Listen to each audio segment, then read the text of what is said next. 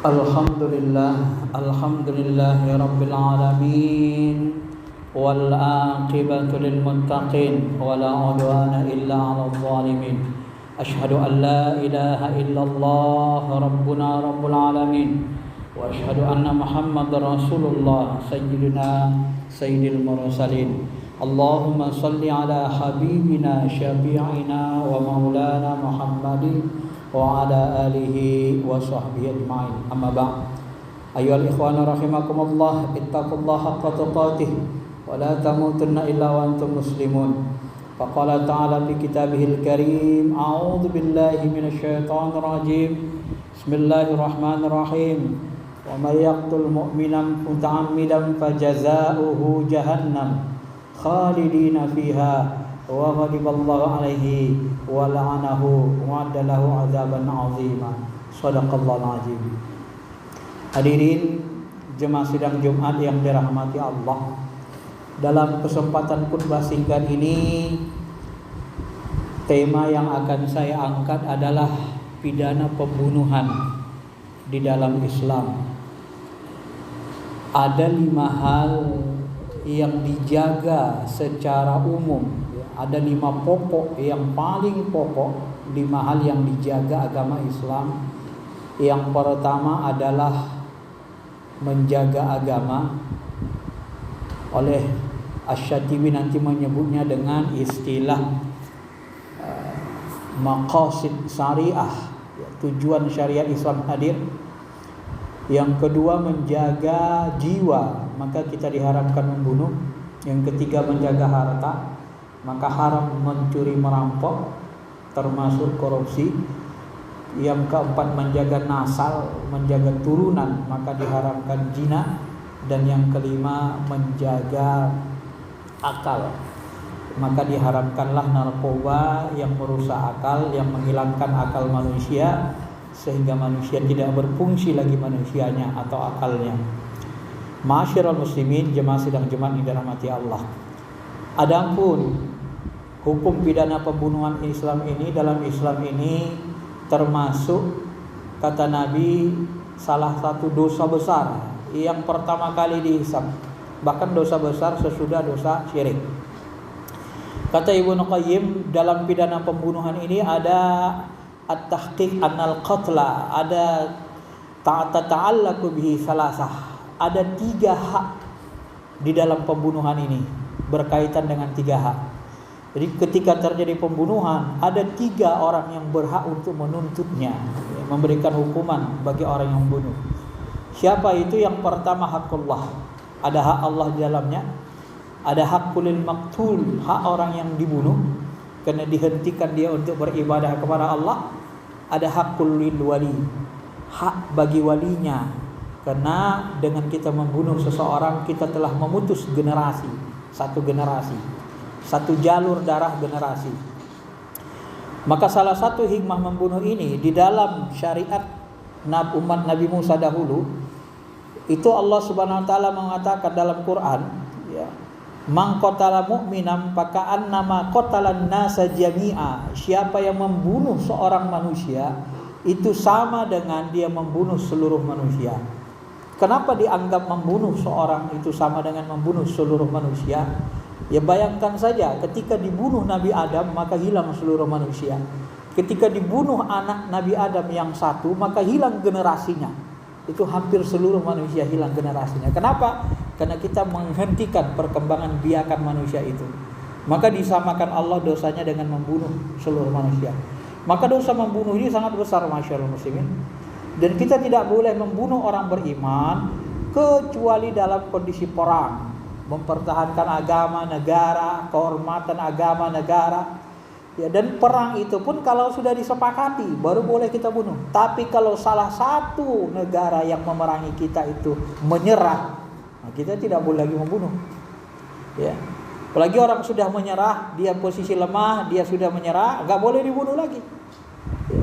Maka pembunuhan itu hanya boleh terjadi apabila terjadi perang. Nah, ma'asyiral muslimin yang dirahmati Allah. Maka hak Allah itu dikatakan Allah dalam Al-Quran, Wa man qatala mu'minan muta'ammidan, siapa yang membunuh dengan sengaja maka jazaohu jahannam, balasannya pasti dimasukkan ke neraka jahanam.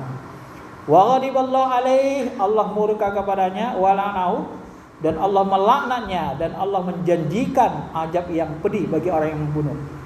Ya.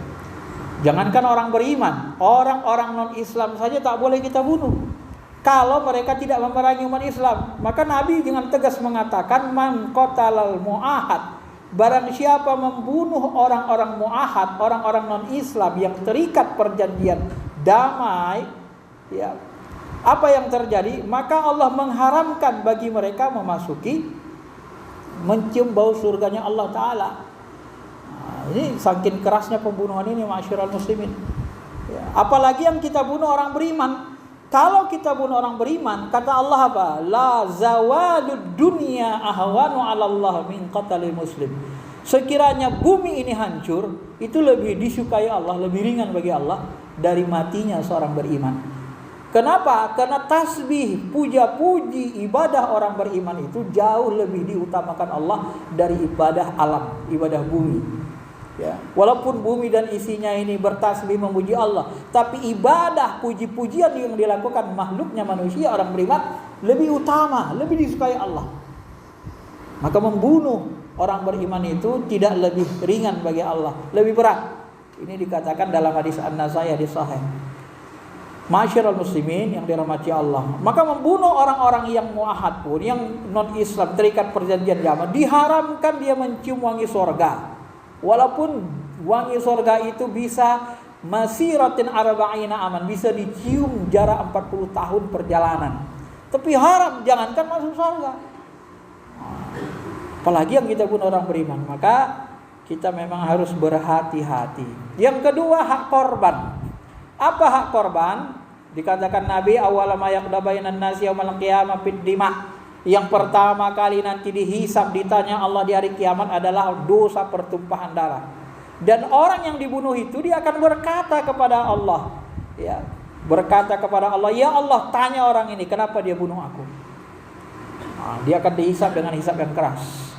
Ya, kalau dibunuh dengan tidak cara hak, maka dia akan mendapat neraka, dijanjikan Allah seperti yang sebutkan tadi.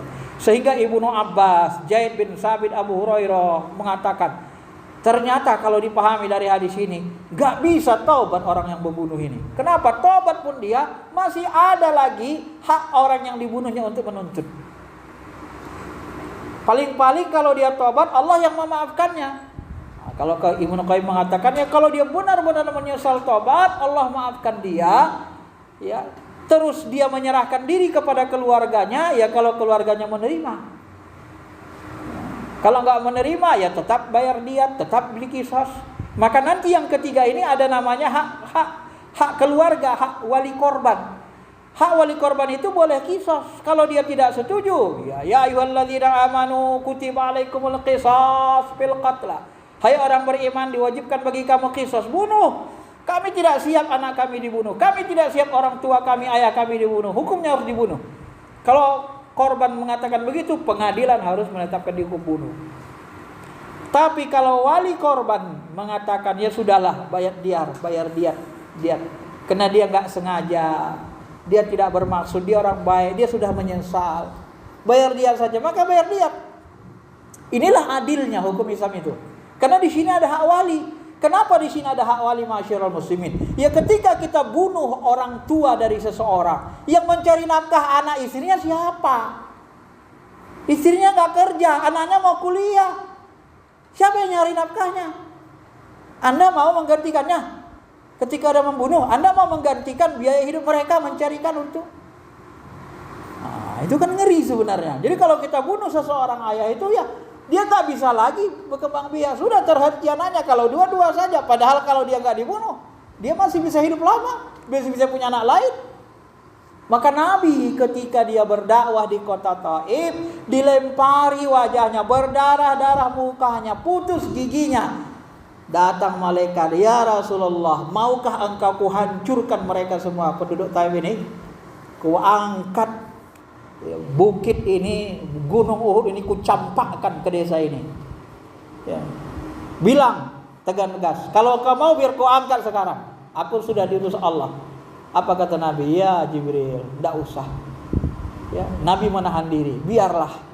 Karena mereka mendurhakai aku, karena mereka tidak tahu bahwa aku Rasul Allah. Sekiranya mereka tahu aku Rasul Allah, mereka tidak akan memperlakukanku begini. Kalaupun mereka tidak beriman, tapi karena nggak mati dibunuh, kalaupun mereka nggak beriman, nanti anak cucu mereka masih kuharapkan beriman kepada diriku, kata Rasul. Dan ternyata kota Madinah itu kota yang paling beriman sekarang. Kalau dibunuh dulu semua dihancurkan Allah seperti umat Nabi Nuh, habis. Nah, itulah kasih sayang Allah, kasih sayang Rasulnya kepada umat manusia ini. Ma'asyiral muslimin, jemaah yang dirahmati Allah. Maka hak wali korban itu boleh minta qisas-qisas. Kalau dimaafkan, faman ufiya lahu min akhi syai'un fattiba'un bil ma'ruf wa ada'un ilaihi bi ihsan, dzalika takhfifum min rabbikum wa rahmah. Siapa yang memaafkan, yang mendapatkan maaf dari saudaranya, tidak apa-apa, silakan. Maafkan, udahlah. Dia sudah tobat, dia orang baik, dia tetangga kami, dia selama ini tidak pernah berbuat buruk kepada keluarga kami, dia tidak sengaja membunuh anakku, dia tidak sengaja membunuh orang tuaku. Bayar diat. Boleh bayar diat, ini hak wali. Karena wali punya hak. Kenapa? Karena diputus. Dia untuk mendapat manfaat dari ayahnya, dari anaknya, dari istrinya yang telah dibunuh itu. Kalau yang dibunuh istrinya, siapa yang membantu? Mau kita membantu, menyiapkan pembantu untuk mendidik anaknya, mengajari anaknya, ya, menggantikan istrinya. Siap kita menyiapkan seorang pembantu untuk menyediakannya sampai dia meninggal. Nah, ini banyak sekali hak yang terkait. Ya, ma'asyiral muslimin, jamaah yang dirahmati Allah. Bahkan hak wali ini pun boleh memberi ampunan tanpa bayaran. Udahlah dia miskin. Nah, kerjanya cuma mocong-mocong, gak ada kerjanya, gak jelas. Tapi memang dia orang baik, sering ke masjid. Dia tersalah, gak bermaksud membunuh anakku. Tapi memang anakku terjatuh. Memang anakku, dia sebenarnya mau melempar rumah sana, terlempar kepala anakku. Tidak sengaja dia. Ya, udah. Kalau disuruh juga bayar diat. Diatnya bukan sedikit, masyarul muslimin. Kata ulama 100 onta. Nah, kalau masa lalu 100 onta, hitunglah 100 onta berapa harganya. Sebenarnya harga manusia tidak sama dengan onta, tapi itulah diatnya, diat berat. Maka masyarakat muslimin, jamaah yang dirahmati Allah Subhanahu wa taala. Inilah beberapa penjelasan tentang pidana dari pembunuhan. Kalau kita bandingkan pidana Islam dengan pidana hukum pidana yang ada di Indonesia, saya melihat pidana yang kita yang di Indonesia masih menyimpan, masih menyisakan ketidakadilan.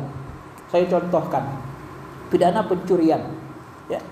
Ketika terjadi misalnya first travel lah dulu katakan, banyak uang masyarakat yang terambil, ya, dilarikan, lalu negara nanti menuntut first travel, membuat kesalahan, kemudian nanti first travel dihukum, lalu first travel nanti misalnya diambil, dirampas hartanya oleh negara. Nah, sementara yang dirugikan adalah masyarakat.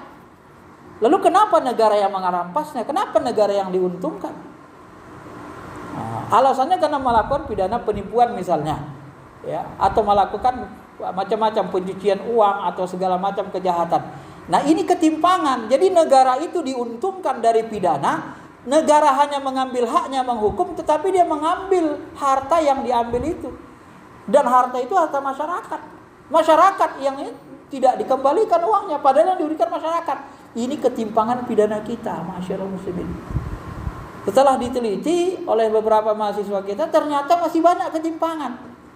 Maka sebenarnya pidana kita ini, ya, kalau pidana Islam itu betul-betul rinci dia. Kalau dianalisis rinci keadilannya itu menyeluruh. Ada hak Allah itu diwakili hak negara. Ada hak orang yang terbunuh. Ada hak nanti wali yang dirugikan, korban.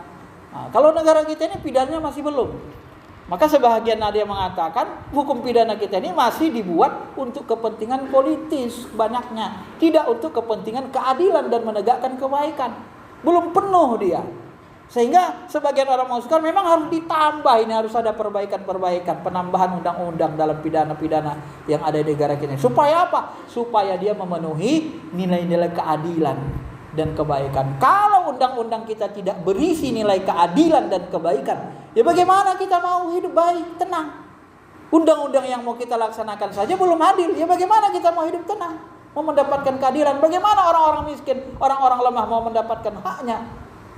Karena keadilan itu apabila hak kita terpenuhi, apabila terjadi pendidikan. Walaupun sebenarnya pidana itu dia memiliki dua hal. Orang-orang yang terzalimi bisa dikembalikan haknya, ya dia yang dirugi ya harus dikembalikan. Orang yang mencuri merampok itu diambil hartanya semua, dan orang yang dirugikannya itu dengan data yang valid dikembalikan. Nah, baru dia dihukum. Hukum itu, dihukum penjara itu dengan penipuan itu. Itulah hak negara, itulah hak Tuhan diwakili negara. Tetapi uang itu tidak boleh tidak dikembalikan. Kalau tidak dikembalikan, ya nanti dihukum lagi di akhirat. Tidak bisa kita bertaubat dengan mencuri, dengan ya Allah ampuni dosaku, tidak bisa. Dosa mencuri itu harus kembalikan uangnya. Kalau kita tidak dikembalikan, dia nggak bisa taubat, nggak diterima Allah. Karena di situ ada hak manusia. Nah, ini harus kita pahami. Di situ nilai keadilan itu, nilai keadilan Islam itu menyeluruh sebenarnya, lebih menyeluruh kalau kita terapkan hukum-hukumnya. Dan kalau kita tafsirkan dalam konteks kekinian, dia akan menemukan keadilan yang lebih menyeluruh. Itulah kehebatan hukum Allah sebenarnya kalau kita kaji. Mudah-mudahan penjelasan yang singkat ini bisa memberikan motivasi kepada kita untuk meyakini kebenaran hukum Allah ini dan kita menjauhi dosa besar. Salah satunya adalah pembunuhan. Karena pembunuhan itu hukumnya sangat keras baik di sisi Allah, dan dia menyangkut 3 hak: orang yang korban, orang yang walinya lagi kita rugikan, dan seterusnya. Barakallahu li wa lakum fil Qur'anil Karim. Wa nafa'ani wa iyyakum bima fihi minal ayati wa dzikril hakim wa taqabbala minni wa minkum tilawatahu innahu ghafurur rahim.